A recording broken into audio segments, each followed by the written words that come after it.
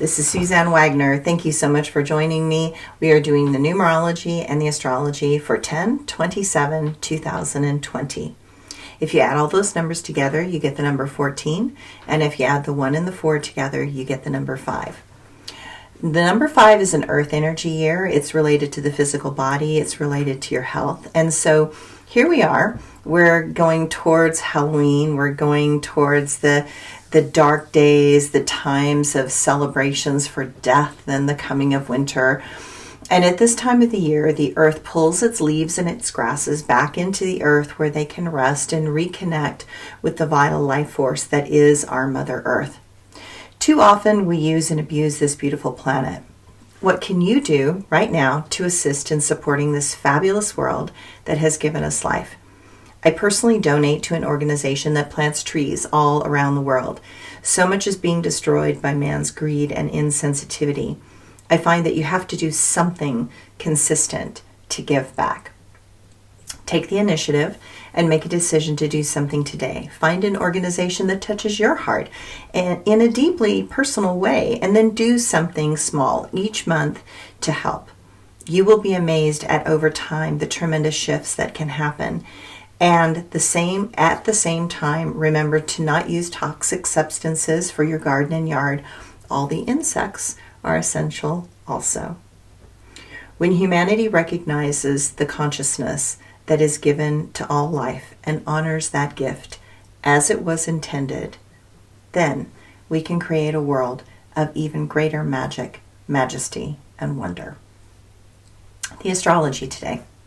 On Tuesday evening, from opposite sides of Libra, Venus will enter Libra as it's going forward, and Mercury enters Libra, moving retrograde. This can improve your communications in relationship. This is also good for balancing your financial budget, which might be a really good idea before Christmas. Something that each of us needs right now to find the right places to spend and save. On one level, you want balanced logic, and on the other level, you want spontaneous fun and enjoyment. Just know that sarcasm right now is not going to be easy to swallow if it is coming your way. People that are being sarcastic are often hurt and angry and in avoidance of that inner pain. And some are mentally clever enough to be sarcastic. Sarcasm has the intention to cause hurt with humor. It is a form of malicious cruelty from a person who does not want to see themselves as such. Stay focused. Say clearly that you are what you are feeling minus the sarcasm. If someone hurts you, say they hurt you. It makes navigating the complicated waters of emotion easier if things are more honest. Mercury is retrograde and moves into Libra, and it will be in Libra until November 10th. Fortunately, that Mercury retrograde will end on November 3rd. Know that decisions are going to be hard till it goes direct. Mercury right now wants to be more aligned with truth and justice. Many things are being thought through one more time. Do not idealize the past. See it with the clear, crisp eyes of presence. Venus wants to use as much charm and care as she can to attract in something new that is accommodating and more in alignment with compromise. Things need to be done in ways that support righteousness and truth. More and more aggressive and inappropriate behavior manifests as we continue this month, and it grates deeply on our soul for the next few weeks. Offensiveness is no longer something to be tolerated. It is something that needs to be shunned and altered permanently. Find something to express your emotions that is beautiful and caring. There is so much hate in the world. It's time for the hearts to lead. It's time for the feminine creative ways that promote and support life to have their day in the sun. My quote for today. Listen to all things with a discerning ear. Listen to more than the words. Listen to the agenda that is driving those words. Listen to the mind that can construct those words for an intended cause, response, and action. Listen to the mind that is not in touch with the heart. Listen to the mind that twists things around to make distractions its form of control. Listen. Really listen. That is how you will finally see past the obvious. And my blog for today. There is a great meditation in the book, Drawing on the Right Side of Your Brain.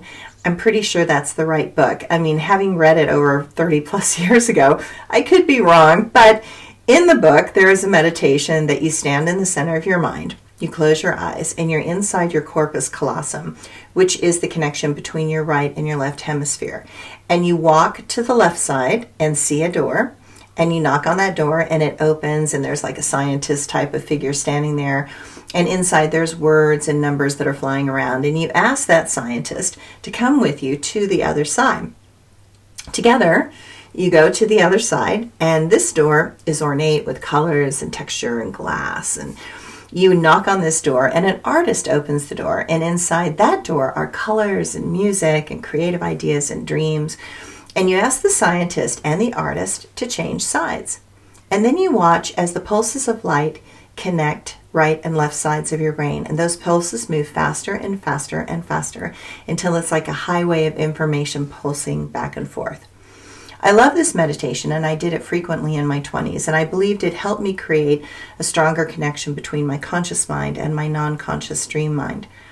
Having those two sides work together rather than separately is important in a society where we actively train our left brain, but do not teach us how to balance that with the right brain. Now, let's modify the meditation above just a tad. Let's assume that both sides are operating and conversing in a more balanced way. Imagine that you're standing in the center between those two sides. And in front of you is a doorway, and behind of you is another doorway. Stepping forward through the door, you will see space and time, flowing and merging in an ongoing dance of gravity, sound, and magnetism. The panorama is vast and endless. The connection to the wisdom of the universe is right there, if you could but listen. Now step back through the doorway, back into the hallways between the right and the left hemispheres. Then step through the doorway behind you. Now you can see the vast expanses of earthly existence, mountains, vistas, valleys, oceans, and the lush, complicated world and sounds of life on earth. Hear the noise of life. Hear the noise in your own mind. Begin to see that listening to the noise within your own mind is deafening, but the noise of nature is more quiet and has the potential to connect you to something vaster and more in alignment with the truth, but because it's connected to the other door. Now try to feel how that listening to the silence of nature could be understood as the doorway connecting those two vast worlds, the world of the divine and the world of the living. After all, there are truths that your mind cannot comprehend, but your heart could. Recognize that there is a difference between listening and hearing. How often have you heard someone say, "I hear you," but they are not really listening, are they?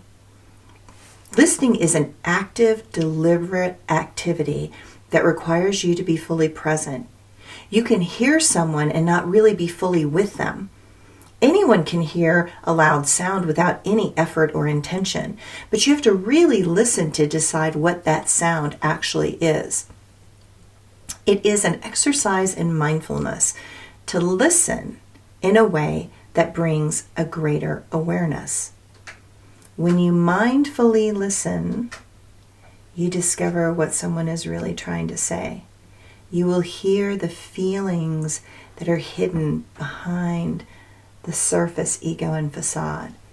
And you will hear the desire to connect to someone, anyone.